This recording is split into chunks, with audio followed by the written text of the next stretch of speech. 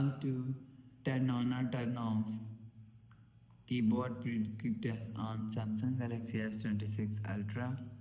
Let's start the video. First of all, go to App Library. Here click on Settings app. Now in Setting, scroll down and click on General Management.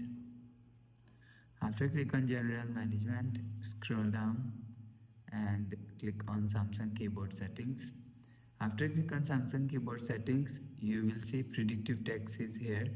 Click on Predictive Text. If you want to turn on Predictive Text, turn on this button. After turn on this button, you will see Predictive Text is turn on. If you want to turn off Predictive Text, turn off this button. After turn on this button, you will see Predictive Text is turn off.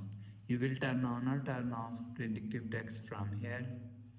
After the process, go back to home screen.